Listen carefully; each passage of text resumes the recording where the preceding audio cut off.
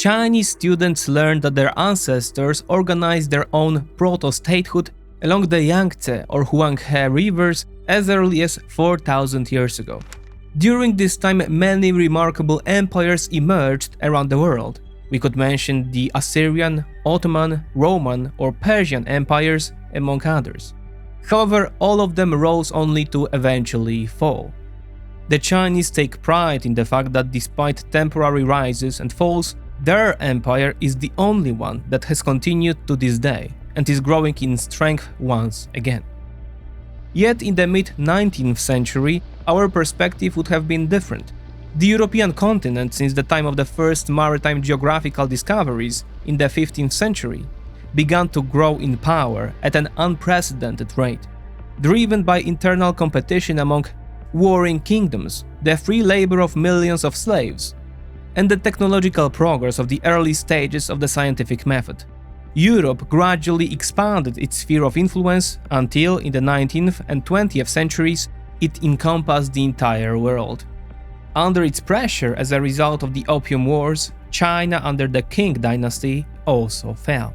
European empires and powers, first Spanish or Portuguese, and later Dutch, German or primarily British, made Europe the undisputed center of the world. In this process, Europeans sowed the seeds of their civilization in many places, including North America, where the Dutch, French or British established their colonies. From this seed, nourished by the excellent geographical conditions of North America's interior and the technological and civilizational sophistication of emigrating Europeans, grew a tree that would eventually overshadow the dominant European oak, the United States of America. In 1945, America finally took the mantle of the leadership from Europe, establishing a new empire dominating the world. According to some, the most powerful empire known to the world to this day. In the clash between three modern empires, the USA, Europe and China, technological advancement has become the ultimate determinant of power. Just as imperial cycles throughout history have been shaped by strategic advantages, mastering AI tools has become essential for professional survival in the 21st century. And if you want to upskill, learn AI and become relevant in the current market, here is your chance to do it. We have partnered with Outskill to bring you a 2-day AI training, which is spread over 16 hours, valued at $895, but free for my audience. Over 4 million people from 40 different countries have already participated in this training and become the top 1% in AI across the globe. Now it's your turn. Register using the link in the description to block your seat for free. And make sure to join their WhatsApp community to receive all updates. This weekend training offers 16 hours of live training covering 20+ AI tools, prompt engineering, data analysis without coding, Excel automation, and creating presentations, images, and videos with AI. Slots are filling fast. Scan the QR code on the screen or click the link in the description to secure your free seat and join their WhatsApp community. The introduction call and first session happens on Friday at 10 AM EST. Don't miss it. However, if history teaches us anything, it is that extrapolating the present state into the future is not a good method of prediction. The imperial cycle has continued uninterrupted for thousands of years. Birth, flourishing, apex, decadence, and dissolution or transformation. We can place all three power centers on this wheel of history today as well. Nevertheless, just as it would be a mistake to believe in the extrapolation of the current state into the future, it is also a mistake to assume that the imperial cycle operates in a linear and predictable manner. Individual periods can last disproportionately long or very quickly. Some phases can overlap, or we may even skip some altogether. And yet, it is a fact that in the third decade of the 21st century, there is a clash of three orders, the three largest centers of power on planet Earth. And although they do not define themselves as such, three empires in different growth phases, the USA, Europe, and China. Each possesses its own set of advantages and its own range of ailments. All are thousands of kilometers apart, situated in different neighborhoods. And although it seems that one is in a growth phase, another at its apex, and the third in decadence, we should be aware that appearances can be deceiving. In the 1980s, the USSR was a gigantic military power, possessing the largest nuclear potential and having the world's second largest economy. As recently as 1988, the Soviets launched their own space shuttle, Buran, and were the first to send to orbit the first space station named Mir. 3 years later, the empire collapsed under its own weight. What does the clash of empires, American, European and Chinese, look like? Let's find out. Welcome to the 20s Report.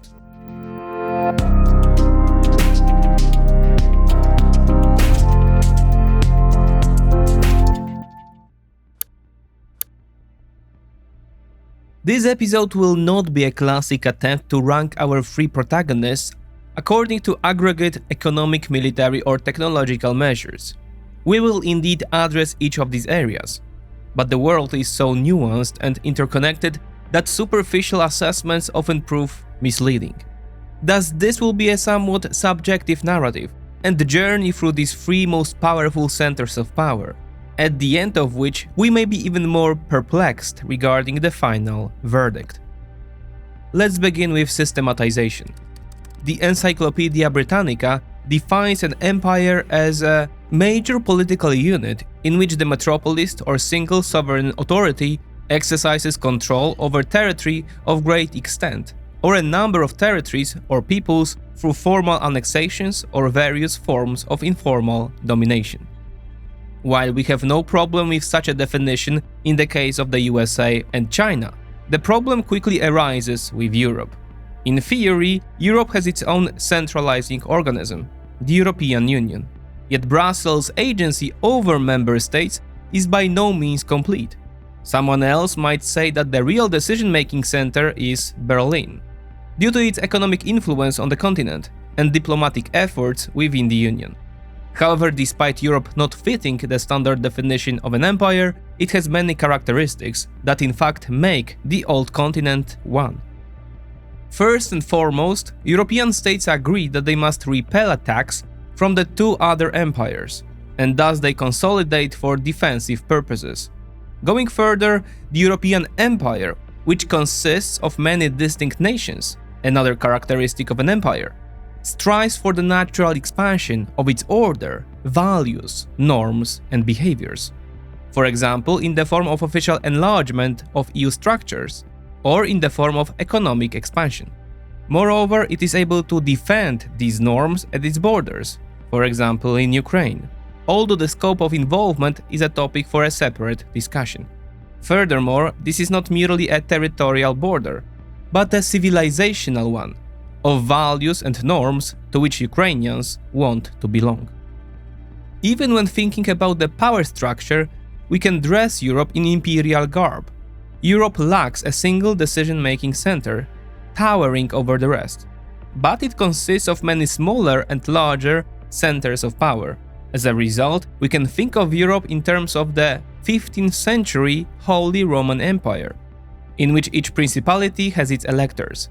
But they do not elect the emperor. Instead, decisions on a given issue are born as a result of negotiations. In the Holy Roman Empire, the emperor formally had high rank, but without the consent of the electors and estates, he could do little. Similarly, in today's Europe, key quorums and majority or anonymous votes in the council require compromises between states. Decisions are made as a result of negotiations, just as in the medieval Landtag or Reichstag. For the above reasons, the European Empire has not been presented in this episode as the European Union, but as a collective extended to include Great Britain, Norway and Switzerland. All three countries operate within the same canon of norms and values. Their economic exchange with the Union is dominant, and their policy at the international level is similar due to the aforementioned canon of values and similarly perceived threats, for example aid to Ukraine and Russia's imperial stance. And most importantly, they are inextricably linked to Europe geographically. That is why today Great Britain, although torn between the EU and its heritage, that is Donald Trump's USA, is increasingly leaning toward Europe, from which it, in theory, unsubscribed during Brexit. For the same reasons, we have not included some Balkan states in the European Empire, whose norms and values are often infiltrated by regional powers, Turkish or Russian, and are therefore incompatible. Nor Ukraine, which is in the process of transitioning from under the yoke of the Soviet Empire and its successors into the European Empire, with the result of this transition still unknown today. Having behind us this subjective division, we can assign to each of them a series of values based on commonly used measures. According to the International Monetary Fund, the nominal gross domestic product of China and the European Union is very similar and amounts to $19.2 and $20 trillion respectively. However, after including the three countries outside the EU, Great Britain, Switzerland and Norway, the GDP of the European Empire rises to $25.3 trillion. Despite this, it is still $5 trillion less than the US GDP, which according to the fund will amount to $30.5 trillion this year. Interestingly, when considering purchasing power parity, we get an almost mirror image. Americans remain at the level of $30.5 trillion, as they constitute the reference point. Europe surpasses Americans to the level of $35 trillion, and the Chinese look down on everyone in this variant with an economy of $40.7 trillion. Of course, the credibility of GDP as the ultimate quantifier of power is questionable, but it carries two important pieces of information. First, in terms of larger collectives, all three centers are close to each other in general potential. Second, it shows that so far there is no fourth player with similar characteristics who could currently aspire to the rank of the three mentioned. The nominal GDP of the next in line, Japan and India, is merely 20% of China's and 16% of Europe's GDP. However, it should be noted that the long horizon plays in India's favor. Large demographics, autonomous policy, and a low starting threshold mean that in the perspective of several decades, with good decisions, Delhi has a chance to catch up to the peloton. Already today, according to purchasing power parity, India is over 57% of the US economy, 48% of the European economy, and 44% of the Chinese economy. Although, as shown by, for instance, the current clashes with Pakistan, the road will be bumpy, and nothing is given for certain. India has an abundance of what the entire developed world and China have and will have a deficit of, an abundance of people. Of course, China was until recently the most populous country in the world. Today officially it is India, and theoretically they should not complain about a human deficit, because officially the Middle Kingdom is inhabited by a trifling 1.4 billion people. However, there are several problems with this number. First, many indications suggest that it is artificially overestimated. Some experts, such as demographer Yi Fu-Xian from the University of Wisconsin, believe that official data regarding China's population are inflated, potentially even by 10% or more, due to overstating the number of births and understating the number of deaths, potentially to inflate numbers for economic benefits. However, over 1.25 billion people is still close to 4 times the population of the USA, 334 million, and more than twice the population of Europe, 531 million. Nevertheless, again, this information in isolation gives the illusory impression of Chinese total dominance. Beijing, due to the catastrophic effects of the one-child policy, effectively eradicated among the Chinese the desire to have children. The centrally controlled policy, although withdrawn a decade ago, has not changed the decisions of the Chinese at all. Moreover, party directives overlap with a process observable worldwide. That is, as society's affluence increases, its desire to have offspring decreases. As a result, China's total fertility rate is at a dramatically low level of 1 child per woman. 50 years ago, it was 6. Let's recall that we achieve generational replacement at the level of 2.1 children per woman. This leads to catastrophic forecasts for Chinese society, which in absence of correction may shrink two or even threefold by the end of this century. Someone might say Americans and Europeans have the same problem. Both yes and no. Although for both the TFR is below the threshold of 2.1, it is noticeably higher than in China. For Europe, the average TFR is 1.38, for the USA 1.60. However, what is more important, both empires are oriented toward immigration. And although currently the open door policy has been significantly limited in both places, it is not an expression of closing to people from outside, but merely an expected and necessary change in approach to the way of which people, both centers, decide to admit.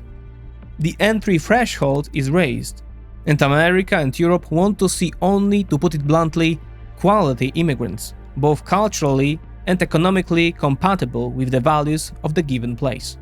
Of course, the effectiveness of this approach is difficult to predict.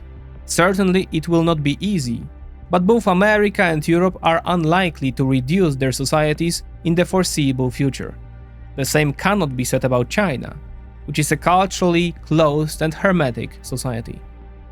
China's problems do not end there. The society is not only shrinking, but also aging. It is estimated that in 2050, almost 500 million Chinese, that is even every second, will be over 60 years of age. And let's remember that in China, the retirement age begins already at 55 or even 50 years for women and 60 years for men. And although there are plans to gently raise the retirement threshold for Chinese women and men by 2040, the entire pension system and economy, and thus the social contract as a whole, will be under increasing stress. Of course, the phenomenon of an aging society does not bypass Europe and America either, but firstly, it is mitigated by the immigration of usually young people, as well as better healthcare for older people and working conditions, which during the elders' lifetime were on average significantly less onerous in both Western empires. Hence such a low retirement threshold for the Chinese. The effects of demographic problems will be a powerful issue for the CCP, unless it finds an effective remedy for it. This needs not necessarily be implemented in a good way. Authoritarian states always have the possibility of using force against their citizens in order to achieve the expected result. Of course, it is not about the literal use of force, but about imposing such severe penalties, for example for not having children, that people will be economically forced to have them. This could be called a reversed one-child policy. There are, however, many problems with any form of social engineering of this type, as shown by the one-child policy. But it was not a problem for the CCP before, so it should not be excluded today either.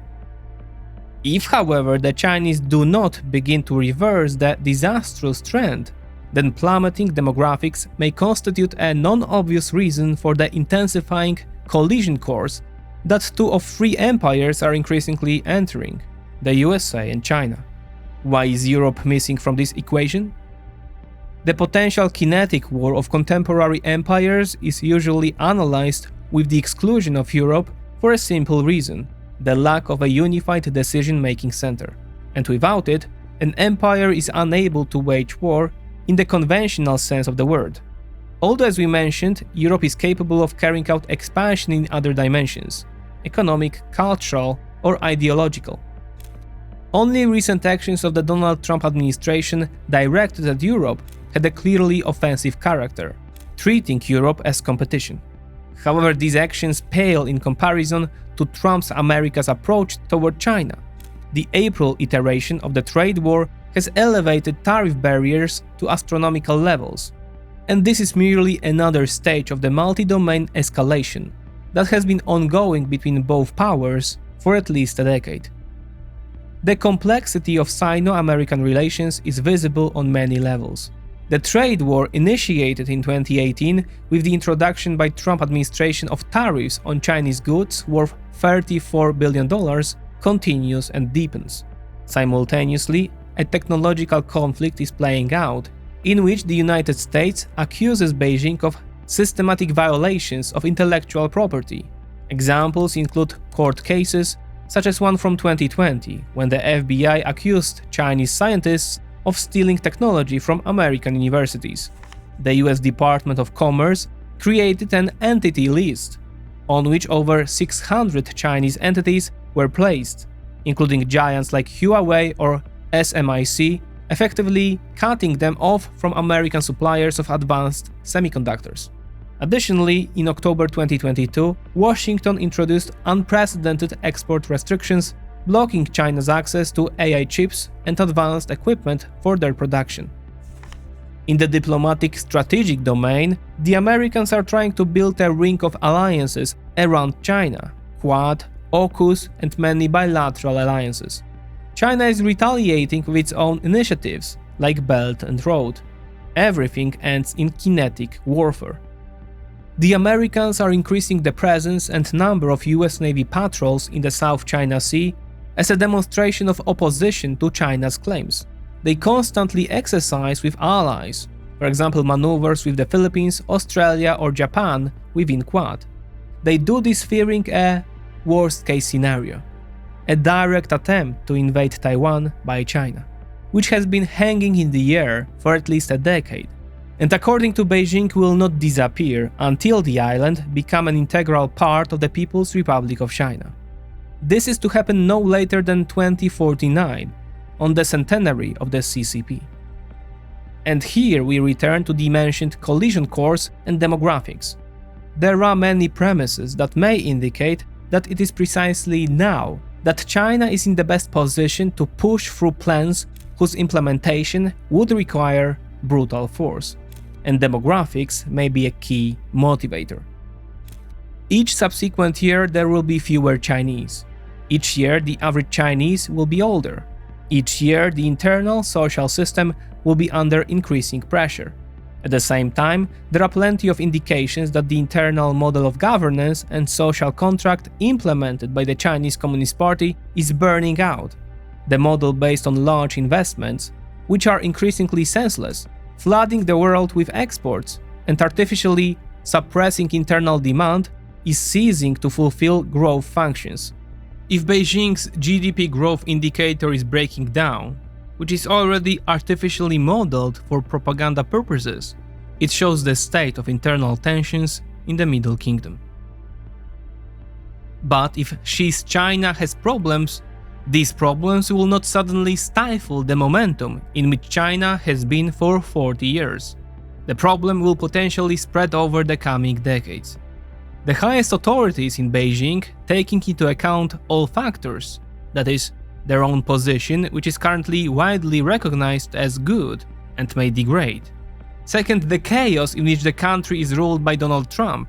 Third, the relatively strong position in the war of their ally, the Russian Federation. And fourth, the continued apathy of Europe. Taking all this into account, China may consider that the third decade of the 21st century is precisely the best period for aggressive action. The weakness of competitors emboldens to move. Of course, the result of a hot war over Taiwan is difficult to predict. Much depends on the stance of the USA and the scale of involvement. CSIS wargames from 2023 showed that the coalition of the USA, Taiwan and Japan won in most of the 24 scenarios, but they paid for it with the loss of dozens of ships, hundreds of aircraft and tens of thousands of soldiers. On the other hand, let's remember that the Chinese have an almost absurd advantage in the shipbuilding industry. Currently, China is said to have a 230-fold greater capacity for ship production than the Americans. Of course, this concerns the aggregate potential, military and civilian, but it has long been known that dual-use technologies form the core of Beijing's policy in many sectors. A recent report, again by CSIS, indicates that Chinese dominance is fueled by foreign orders and technology transfer.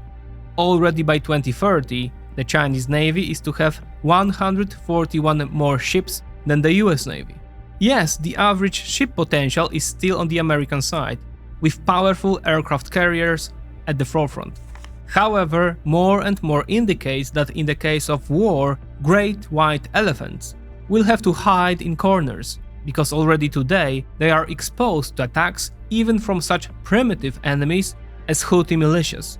Recently, the aircraft carrier USS Harry Truman was reportedly forced to perform a sudden maneuver to avoid Houthi fire, resulting in an FA-18 Super Hornet worth $60 million falling from the deck. The necessity for a sudden turn may mean that the Houthi missile bypassed the multi-layered defense system of the American giant. On the American side, however, it is certainly the submarine advantage, which in the case of Taiwan Strait will be extremely important. The very fact of throwing around arguments shows how similar potential in this scenario both sides have. Therefore, attention should be paid to other factors, not necessarily technological. On the Chinese side is geography, the proximity of Taiwan, and above all, the asymmetry of engagement. In other words, if China went all in, with the full military might, moving for Taiwan, it is by no means said that the Americans would respond with the same degree of engagement. And they would have to do so to stop the opponent. This is doubtful. Are Americans ready to sacrifice tens of thousands of Marines to defend Taiwan? If one side goes all in, the other must do the same. Even if there were such a will in the White House, which is by no means certain, convincing public opinion that such a sacrifice is worth the great offering would be extremely difficult, especially since the current policy of the Trump administration, although hawkish towards China, seems to accept the multipolarity of the world, in which system the USA wants to take the role of the biggest gorilla, and not caring about the system, always set bilateral relations from a position of strength. Then the American gorilla, although hostile towards the comparable size Chinese gorilla, need not be interested in protecting the Taiwanese lemur, especially since it would enter the fight from a disadvantaged position, a fight that would threaten many painful wounds, even fatal ones, like missile attacks on US territory. Speaking of the kinetic US-China conflict, an eloquent silence resounds from the direction of Europe, which for Europeans is paradoxically good. The Americans are already informally compelling specific European nations, as well as the entire European Union, to take sides. And although Europeans for cultural reasons are closer to America, cannot be stated that the old continent plays to the tune of Uncle Sam, which is particularly visible after the salvo of American tariffs. Europe, however, also does not play together with the Chinese dragon, although it's definitely delayed too long in limiting the flood of cheap Chinese products created at cost and eliminating native suppliers. This mutual caution shows two things. It once again presents evidence that Europe forms a separate, quasi-imperial pole, and secondly, it shows that Europe's goal in a potential hot US-China conflict would be to remain on the sidelines.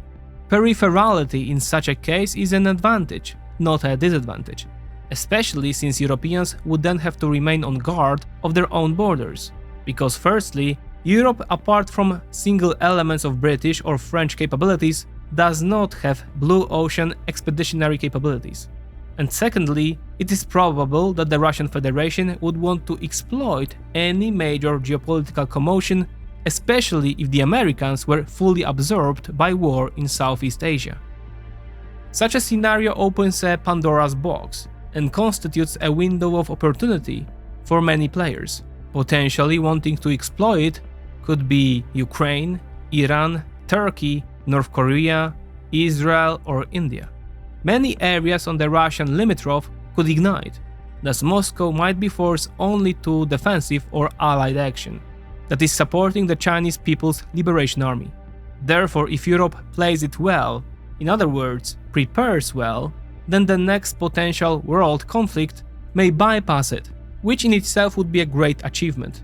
Looking at the 20th century, its role would be limited to an industrial base, most likely for the Americans. Of course, this peripherality, which in this scenario is an advantage, is not only geographical. Europe would most likely also be directly involved in this conflict if its profile corresponded to American profile. In other words, if it were a traditional empire with a strictly defined center of power and resources. Europe does not have this, which in the current era is indicated as one of the main ailments of the old continent and its main weakness, compared to the two main rivals. The European Union was designed as a platform uniting Europeans at the human level, right after the bloody apocalypse of the World War II, but also as an organism uniting the potential collectively generated by European nations. However, the first incarnation of this project, although it achieved much good, ultimately failed on the path to effectively accumulating and utilizing the fullness of its own potential in one cumulative beam. One could say that although the EU project was very sound in its assumptions, European demons returned through the back door. The states of Europe, especially the smaller and less affluent ones, strongly believed that it is possible to create an entity that would simultaneously, first, strive for equal development of the entire collective, second, apply the same measure to each member and their needs, and third, preserve the freedom of each nation. It was supposed to be a positive-sum game. Was it always so in reality? European states, especially the most powerful ones, with the longest uninterrupted history, never abandoned placing national interest above the interest of the community, for which, by the way, it is difficult to blame them, since it was their imperative for hundreds of years, and precisely what pushed them to the bloody wars of the first half of the 20th century. What they can be blamed for is the constant rejection of this empirical fact, and its persistent obfuscation in the European forum. This was and is extremely harmful to the otherwise necessary idea of European integration. Why was it harmful? Because the pan-European interest was used as a motive for realizing particular national interests, which over time led to the erosion of nations' trust in the EU project. This is evidenced by two crown examples. Germany implemented the Nord Stream projects detached from the EU interest, defined as the interest of the majority of EU states, placing its own and worse, Russian interests above the EU interest. The result? War in Ukraine, which without Nord Streams might not have happened, as they would have raised the cost of war calculation for Moscow. Sensing that its interest was too often overlooked, or that the interests of other nations were placed above it. Of course, the overall balance of Brexit is debatable, but the very fact of such collective feeling of the British says a lot. Therefore, the second phase of the EU project should be devoid of these illusions. It is clear that every European country will pursue national interest in the foreseeable future, and Europeans should stop deceiving themselves that it will be otherwise. Does this mean that the EU project of, quote, potential integration should be abandoned? By no means. It is still an important goal, especially with the presence of two powerful empires in the Far East and West. But the realization of this goal should change. The fragmentation of Europe is a problem, but today it is an insurmountable problem, so instead of fighting it forcefully, it should be utilized. It's not a bug, it's a feature. I described this topic more broadly, European weakness and the search for alternatives, in the episode Europe in a Darwinian Process of Evolution. The Union, and more broadly Europe, should focus on effective identification of common interests of specific members in specific areas. The nations of Europe cannot overcome the fact that the Russian threat will be felt differently in Poland, Estonia and Finland than in Portugal or even Germany. Expecting that Europe will then be equally engaged in this matter is therefore wishful thinking. This is why the nations of Europe should primarily unite along the lines of common interest. When it is taken equally seriously by the given members, then the effect of implementing a given policy will be more effective. Hence the working name of such an approach, Union of Coalitions of the Willing. And this does not exclude the search for common interest at the level of the entire collective, especially since many of them have been already located. This includes the freedom of movement of capital, people or goods, the Schengen area, or the Common Customs Union, which in the current tariff turmoil proves to be crucial. In other words, it is about navigating wisely between the interests of individual members and the common interest, which should be sought but not imposed by force, allowing the current of hard centralization. The characteristics of the European Empire are different from the American or Chinese ones, and therefore the methods of managing it should be different. Yes, the lack of consolidation of power is problematic at many moments, but on the other hand, we can understand it as a form of diversification. The idea of Europe as a diversified entity shows yet another flaw in the current policy of the European Union. Its forcibly promoted centralization model not only often goes against internal moods, creating friction and conflicts, but also strikes at European diversification. In the episode mentioned above, I put forward the thesis that the competitiveness and rivalry of European nations and kingdoms, especially in the second millennium of our era, although often brutal and bloody, led to progress and development. New ideas and concepts were created, tested by different players. The best remained, quickly adopted by neighbors. Speaking generally, the Union makes a strategic mistake in many sectors, imposing one template on all members. Then Europe deprives itself of its own ability to create competitive ideas and their rivalry in the natural environment.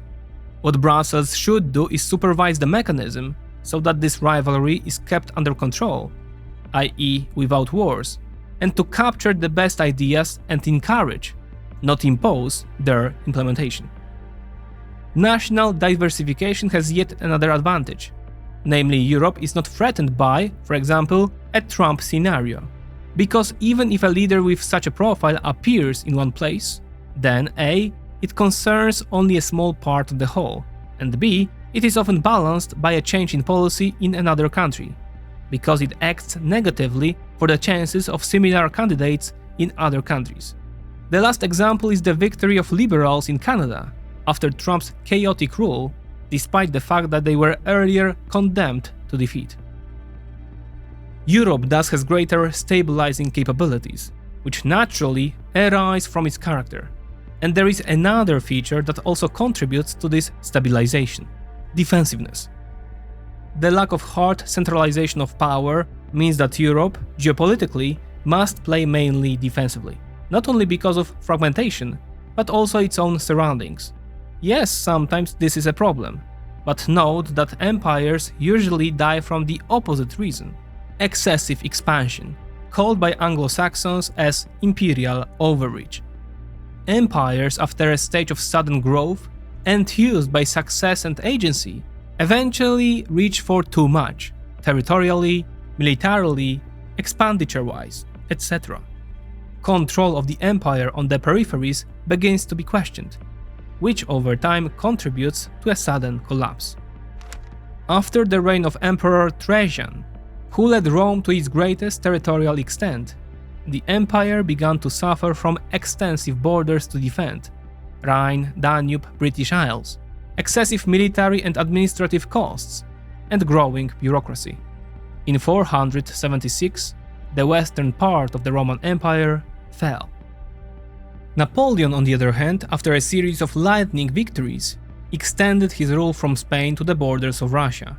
The attempt to conquer Russia in 1812, leading the imperial army through thousands of kilometers, in extreme weather conditions and without adequate support, ended in disaster. Of the 400,000 Grand Army, only a few thousand soldiers returned. These losses and the necessity to defend so many fronts accelerated the fall of the empire in 1814. From recent times, one can cite the USSR and its unsuccessful escapade in Afghanistan, and attempts to control dozens of nations and peoples, or even the Americans, whose actions in the Middle East accelerated the loss of their absolute primacy. Europe does not have this problem, which, taking a long horizon, can be perceived as an asset, and the assets of the old continent do not end there. The defensive character of Europe somewhat translates into yet another important asset: internal cohesion, understood as social inequalities. The old continent definitely excels over the USA and China when it comes to pro-social policy. In Europe, much more attention is paid to free healthcare, education, or aid to the poorest. Of course, the same fact may be perceived as a disadvantage by some viewers, supporters of hard capitalism. Taking an alternative perspective, too much attachment to social programs means that some people lose motivation to work. This is also true. Therefore, a healthy balance and wise design of social policies are key to help the real outsiders of the system catch up to the peloton, while avoiding demotivating the rest of society from creative work. The longevity of empires, therefore, also comes from the fact that an effective empire leaves no one on the sidelines. When it does, after some time, a sufficiently large number of people bypassed by the system will gather and will want to overthrow it. Of course, social policy or the tax system differ depending on the country, but generally Europe is more equitable in this than America or China. How do we know this? Just by looking at the map of global inequalities. Europe, alongside Australia, is the only large island of national equalities. In most European countries, the richest 10% own at most 30 to 35% of total wealth, which is a very good result. China and the United States are well above 40%. The map of the Gini coefficient, which serves precisely this purpose, measuring inequality, looks similar. These maps are another confirmation that Europe resolves around similar values, which again is a feature of empire cohesion. Meanwhile, China still divides mainly into the rich eastern coast and poor interior. However, it is the United States that occupies the infamous first place in this comparison. We have already cited this statistic several times, but it is so important for assessing the internal situation in Uncle Sam's country that it is worth doing it again. Federal Reserve data for the second quarter of 2024 reveal an alarming picture of wealth concentration. The elite segment of 0.1% of the wealthiest Americans controls $21 trillion, 14% of national wealth, while the richest 1% has accumulated $46 trillion, 30%. The top 1% of society has an impressive amount exceeding $100 trillion, which constitutes as much as 66% of all American wealth. Meanwhile, half of the US population must be satisfied with just $4 trillion, or 2.6% of the pie. The proportions are shocking. 334,000 people from the richest layer have 5 times more wealth than 167 million of the poorest Americans. This is important if we assume that potentially the biggest factors overturning the empire in the United States lie precisely in the specifics of the system. In summary, the above demonstration of often non-obvious strengths of Europe is not accidental. In recent months and years, the weaknesses of the old continent are widely discussed, and that its status is degrading is a global consensus. This is true. We ourselves have devoted much space to analyzing European ailments, and we will return to them very soon. However, as can be seen, Europe has its own strengths. The very fact that they are soft does not mean they are trivial, and we have not even mentioned the still powerful industrial strength or strong scientific and research background. Nevertheless, the justifiably negative perception of the state of Europe comes from evaluating this place through the prism of several key factors for the 21st century world. And here, Europe's weaknesses are strongly exposed. At the same time, within their framework, China and above all the United States of America are growing in strength. We cannot escape the fact of how digital the modern world has become. Almost every device is connected to the internet, sometimes even as stupid as a doorbell, and connecting these devices to the knowledge accumulated on the internet in the process of developing artificial intelligence means that the entire technological environment will be even more present in every activity we perform every day. 21st century technology gives control over the 21st century to whoever masters it best. And in this area, there is one king, the United States of America. America's strength today comes from the fact that Americans have their hand on perhaps the most important contemporary global trend. Of course, this did not come from nowhere. It began with Europeans hungry for adventure and power, who, having set foot on the North American continent, after 2 centuries, broke most ties with the motherland and declared themselves a new state. Breaking ties, however, did not mean breaking with the legacy of ancestors and their civilizational achievements. Quite the contrary. When they began to, quote, write them on a clean sheet of paper, unlike the eternally quarreling nations of Europe, and using the amazing attributes offered by the geography of the American interior, led by the Mississippi River system, then success was only a matter of time. Despite this, the first Americans can by no means be denied agency. Their success was not predetermined by favorable factors. They helped themselves with effective decisions, such as Hamiltonian industrial policy, abolition of slavery, or the Monroe Doctrine.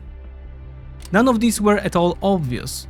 The convergence of favorable geographical conditions, civilizational development from day one of the new empire, and high effectiveness of strategic decisions led America to the top. There are really a multitude of these decisions.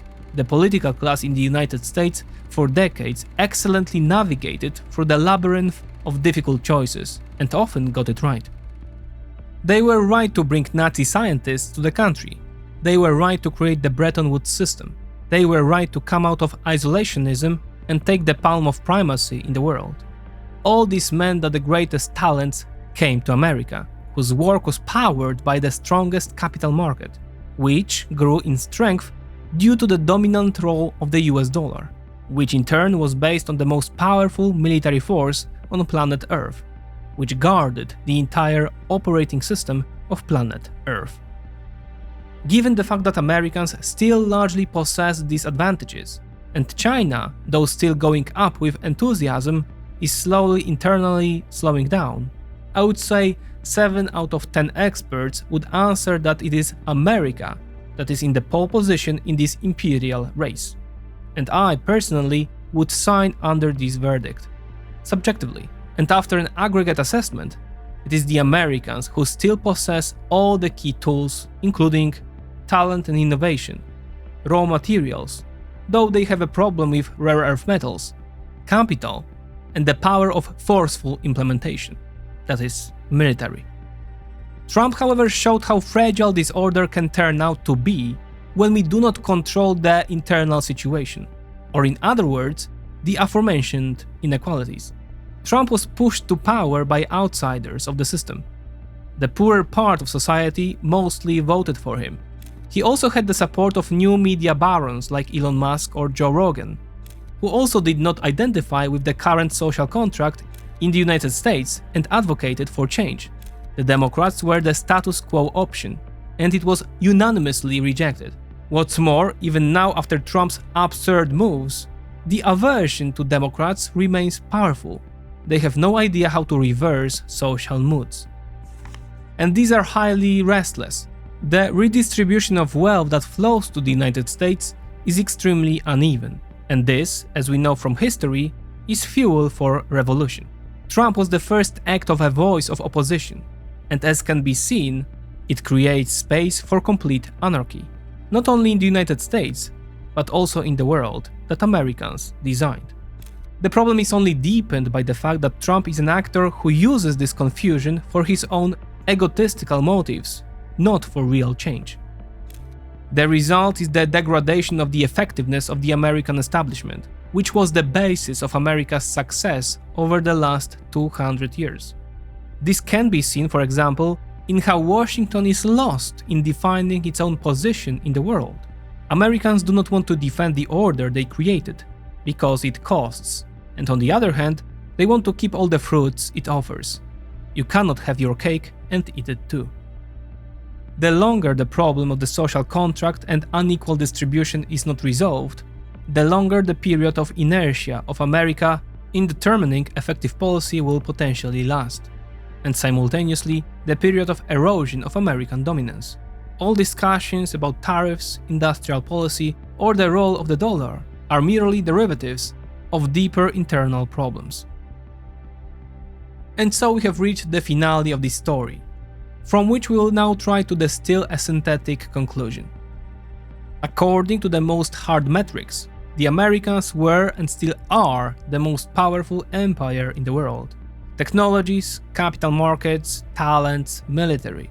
All this the Americans managed to harness into one effective algorithm of success. However, success is not given forever, and there are bumps along the way. On the path of American success, driven by a capitalist engine, the young giant wrapped around itself the ballast of domination of the rich over the poor. The vehicle reaches a point where something will finally have to be done about it, or else it threatens serious consequences. Americans were in a similar position 100 years ago, when Franklin Delano Roosevelt's New Deal reforms helped alleviate tensions and level inequalities, giving the foundation for America's golden age. If Americans are at the top, then China lurks behind their backs, whose society still has a hunger for success and improvement of their life situation. In the Middle Kingdom, there is still a great pride in how the country emerged from total poverty to now be presented as a leading power of the world, on par with the USA.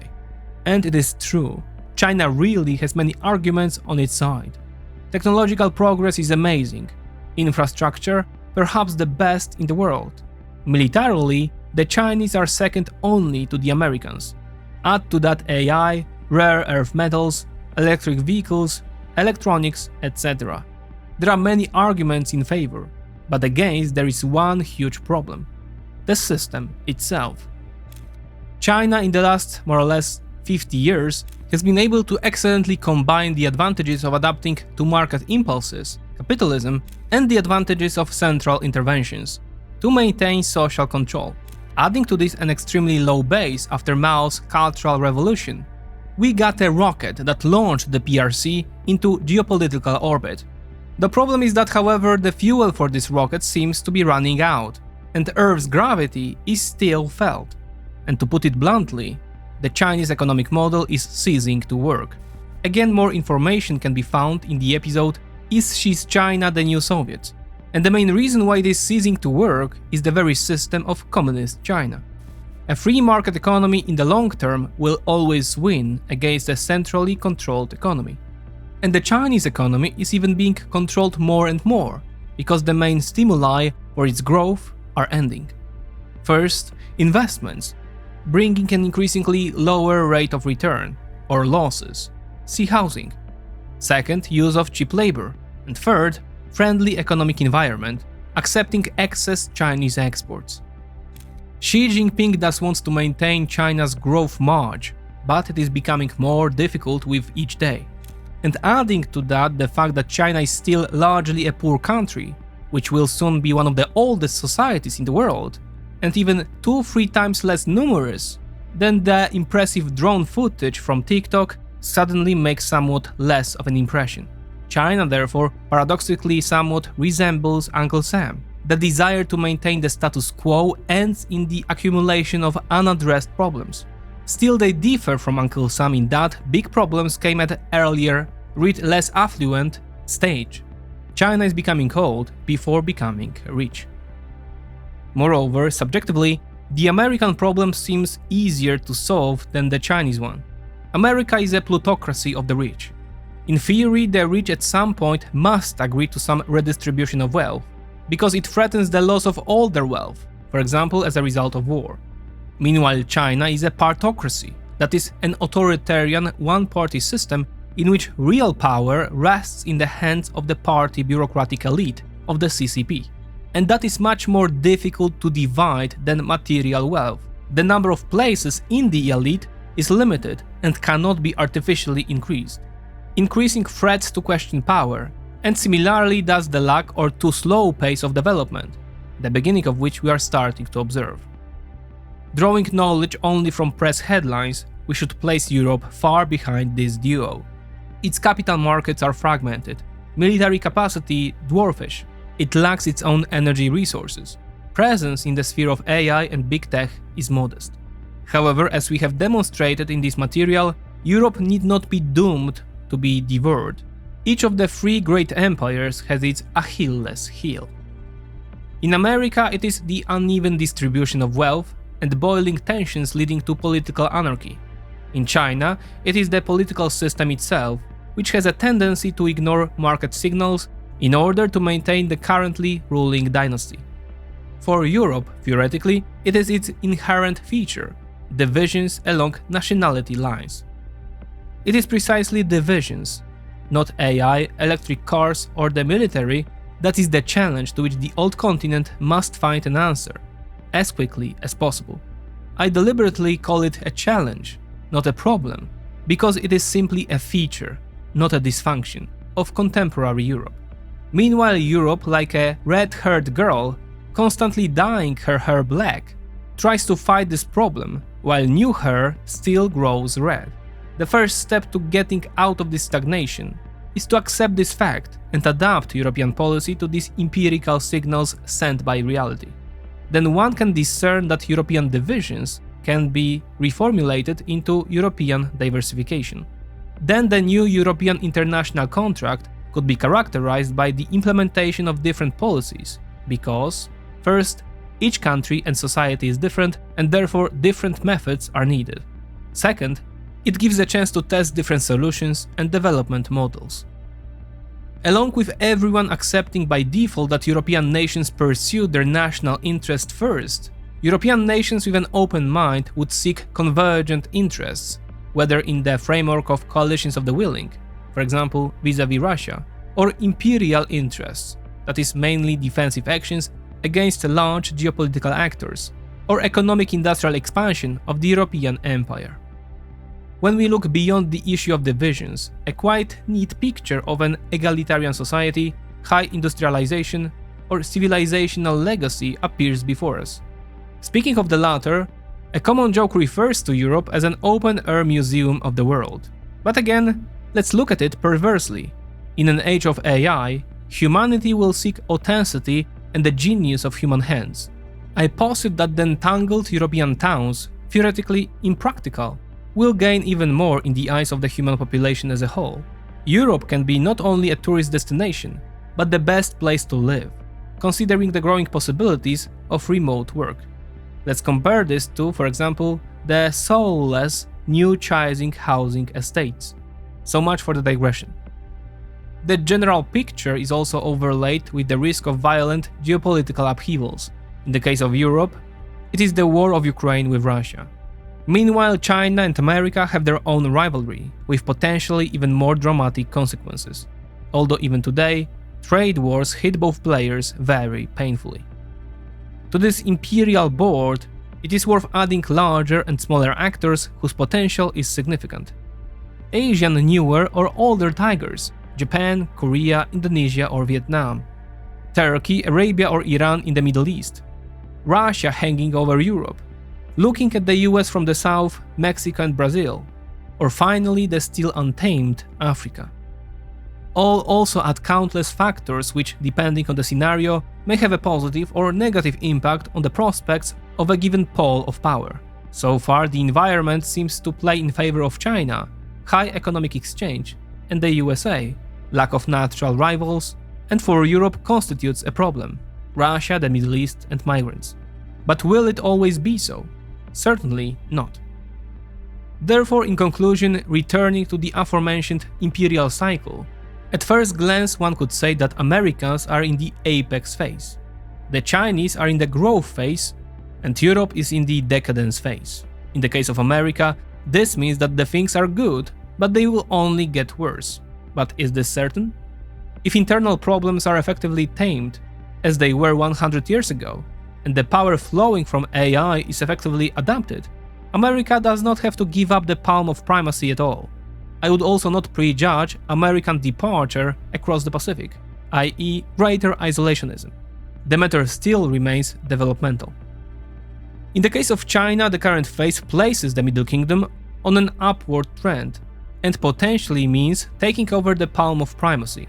But the multitude of problems can effectively impede this, and that would mean that Beijing is not in a growth phase, but at its apex, an apex below the American apex. Europe on this wheel is in the declining phase, and considering its position in the 19th century and early 20th centuries, it is hard to argue with that. But Europe, its western part, after devastating wars, was able in 4 decades, by the 1980s, to transform itself so quickly that its aggregate GDP was again the highest in the world. Decadence means laziness and numbness. Meanwhile, in Europe, there is clearly a stir, although its effects so far are meager. However, the democratic system means that if the current political class does not find solutions, another will come after it, as the next iteration of adaptation to changing conditions. The openness of the old continent is usually perceived as a weakness, but Swedish historian Johan Norberg, in his book Peak Human, in which he describes the rise and fall of empires, puts forward a different thesis. The book is only coming out in September, but in the preview for The Economist, the periodical reports that according to Norberg, empires that won the rivalry did so because they were more open to trade, to foreigners, and to ideas that went against the status quo. When they closed again, they lost their former luster. Athens serves as an example.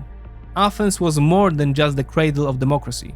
Its prosperity stemmed from strong liberalism, by Asian standards. With modest tariffs of just 2% and an open approach to foreigners, this city-state created unprecedented economic opportunities, as evidenced by the fact that the former slave from Syria, Asian, became one of its wealthiest residents. According to metrics developed by the Fraser Institute, a Canadian think tank, ancient Athenians experienced levels of economic freedom surpassing all modern nations, slightly exceeding even Hong Kong and Singapore. Of course, wisely placed barriers, for example tariff or physical, are a useful tool, but their excess can lead to internal collapse, as Norberg shows. For other key factors, the author puts forward meritocracy and the rule of law, tolerance or intellectual freedom. All this shows that nothing is given forever. All 3 centers of power are in a continuous loop of more or less conscious adaptation and transformation. If at some stage they cease to provide creative solutions to their problems, they fall.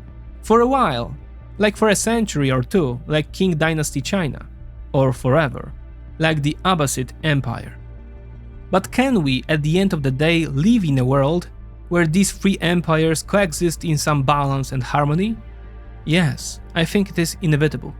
This does not mean that friction and conflicts will end, but over the centuries or millennia, a quote global convergence tendency is noticeable, and behind it stand technological, cultural, economic and moral changes. Speaking of a latter, until recently, skin color could define that someone is a worth species of human, and moreover, a human could be the complete property of another human. Therefore, giving some rein to imagination and taking a horizon of hundreds, if not thousands of years, current divisions, for example national, may be incomprehensible to our successors.